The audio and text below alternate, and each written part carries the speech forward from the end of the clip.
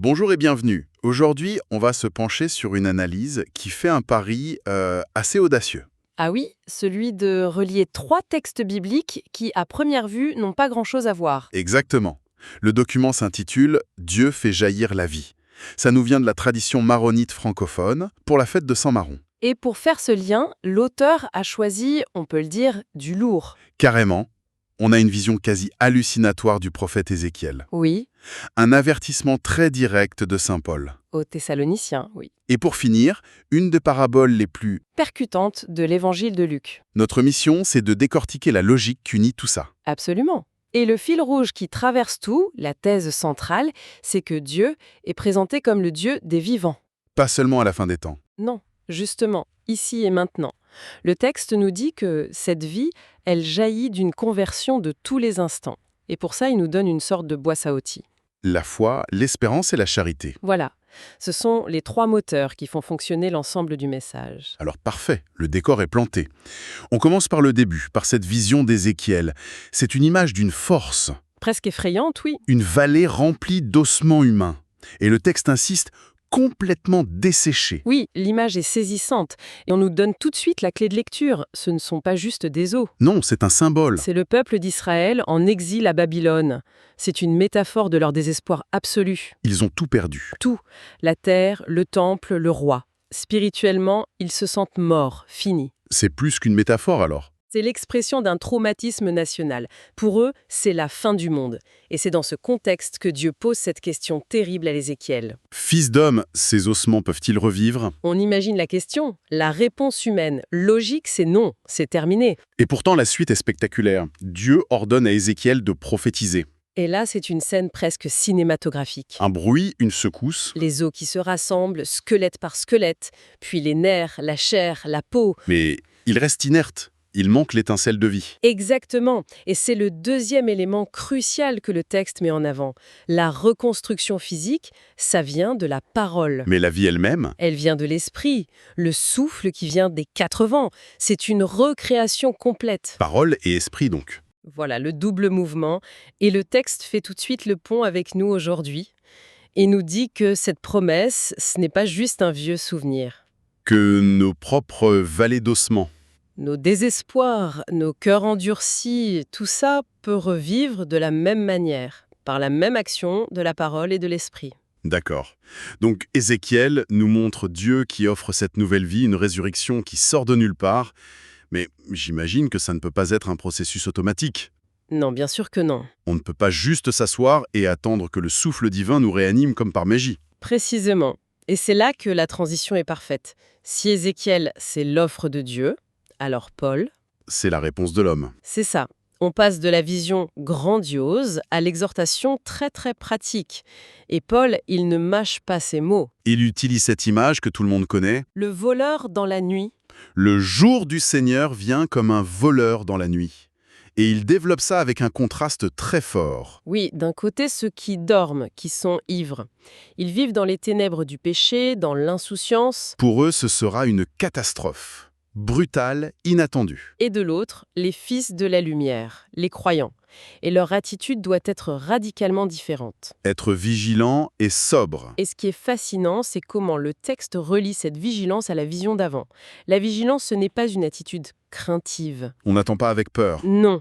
Le texte le souligne bien en rappelant la phrase de Paul « Dieu ne nous a pas destinés à la colère, mais à l'acquisition du salut ». Ah, c'est différent. Carrément, ce n'est pas la vigilance de celui qui a peur du cambrioleur, c'est plutôt la vigilance joyeuse de celui qui attend un ami qui a promis de venir, mais sans donner l'heure exacte. On reste éveillé par désir, par espérance. Voilà, c'est une attente active. J'aime beaucoup aussi les images militaires que Paul utilise et que le texte met en avant.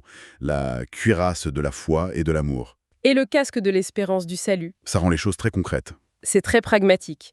Paul sait que la vie spirituelle, c'est en combat. La cuirasse, ça protège le cœur, les organes vitaux. Et qu'est-ce qui protège le cœur du croyant? La foi en la promesse de Dieu et l'amour actif pour les autres. Et le casque? Le casque protège la tête, les pensées. Et ce qui protège nos pensées du désespoir, du cynisme, c'est l'espérance du salut. Ce n'est pas un vœu pieux, c'est une certitude qui oriente toute notre manière de penser. Chaque vertu a une fonction de protection. Une protection active, exactement. D'accord, donc on a la promesse de vie chez Ézéchiel et la posture d'espérance vigilante chez Paul. Mais ça peut encore sembler un peu abstrait. J'imagine que le texte nous donne un cas d'école. C'est exactement ça. La parabole du riche et de Lazare dans l'évangile de Luc est présentée comme l'illustration clinique presque brutale de tout ce qu'on vient de dire. C'est le crash test des deux premières lectures. Voilà, c'est le crash test. Et le portrait est sans concession. D'un côté, un homme riche, si centré sur lui-même qu'il n'a même pas de nom, il est défini par ce qu'il porte. Vêtu de pourpre et de lin fin, des tissus de luxe, et il fait chaque jour des festins somptueux.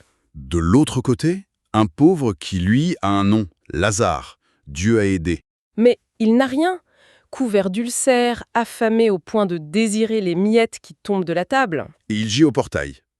Il est là, visible, Visible. mais invisible aux yeux du riche. C'est un point crucial que le texte met en lumière. Le riche n'est pas décrit comme quelqu'un de méchant. Non, il ne le chasse pas, il ne lui fait rien de mal directement. Il ne fait rien tout court. Il ne le voit tout simplement pas. Son luxe a créé une bulle, un filtre qui rend la souffrance à sa porte totalement transparente. Mais on pourrait se dire, il n'a rien fait de mal, il l'a juste ignoré. C'est vraiment ça, la mort spirituelle. La simple omission. C'est exactement la thèse du texte. Et c'est là que tout se connecte. Le riche, c'est l'ossement desséché d'Ézéchiel. Son cœur est sec. Sec. Non pas de haine, mais d'indifférence. Il est mort de l'intérieur, anesthésié par ses biens. Et il est mort si l'homme qui dort dont parle saint Paul. Exactement. Tellement endormi dans son confort qu'il est complètement surpris par la mort, par ce jour du Seigneur qui y arrive pour lui.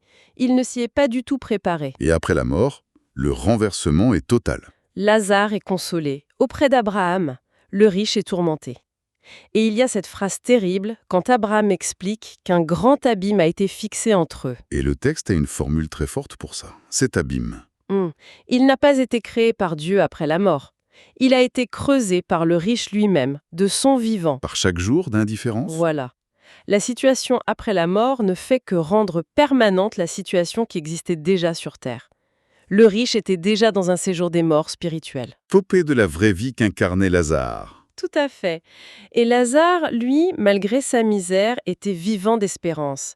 La conclusion du texte est lapidaire mais puissante. Dieu inverse les destins. Il ressuscite les humbles et juge les indifférents. Tout s'emboîte parfaitement. C'est une synthèse très forte en effet. Mais le texte ne s'arrête pas là. Pour ancrer son propos, il fait référence à saint Maroun lui-même. Oui, il élargit la perspective.